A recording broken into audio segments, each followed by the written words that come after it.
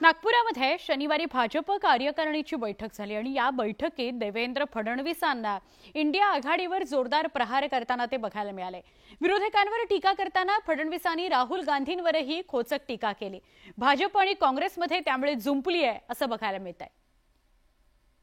राहुल गांधी हे ईश्वराने आपल्याला दिलेलं वरदान आहे। राहुल गांधी हे ईश्वरानं दिलेलं वरदान आहे, हे विधान आहे महाराष्ट्राचे उपमुख्यमंत्री देवेंद्र फडणवीस यांचं।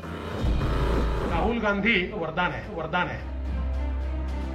पण जरा थांबा, फडणवीस राहुल गांधींची स्तुती करत नाहीयेत।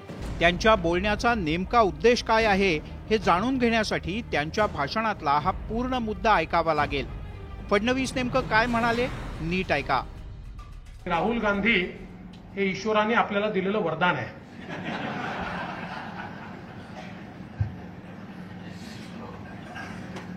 विरोधी पक्षाचा प्रमुख असावा तर असा, त्याच्याकरता आपल्याला एक भाग्य घेऊन यावं लागतं। पण तीच अवस्था त्यांची आज सर्व दूर आहे। नागपुरात भाजप प्रदेश कार्यकारिणीच्या बैठकीत बोलताना देवेंद्र फडणवीस यांनी इंडिया आघाडीचाही जोरदार समाचार घेतला।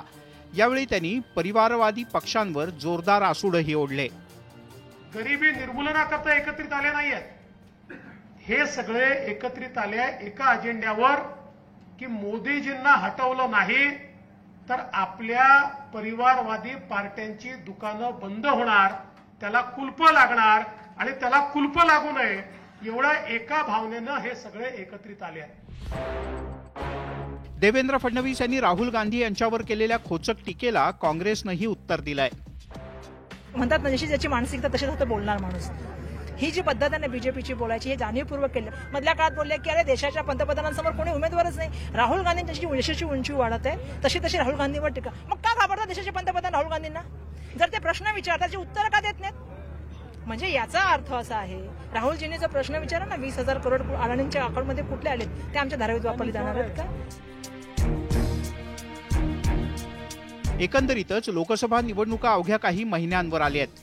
त्या पार्श्वभूमीवर सगळ्याच पक्षांनी जोरदार तयारी सुरू केली आहे। नुकत्याच झालेल्या 5 राज्यांच्या विधानसभा निवडणुकीत यश मिळाल्यानं भाजपचा आत्मविश्वास वाढलाय। त्यामुळेच आता दिल्ली ते गल्ली भाजपनं राहुल गांधी यांना टार्गेट केल्याचं पाहायला मिळतंय। राहुल गांधी वरदान आहे। भाजपच्या रणनीतीला आगामी निवडणुकीत काँग्रेस कशी प्रत्युत्तर देते हे पाहणं महत्त्वाचं आहे। Bureau report, news 18 Lokmat.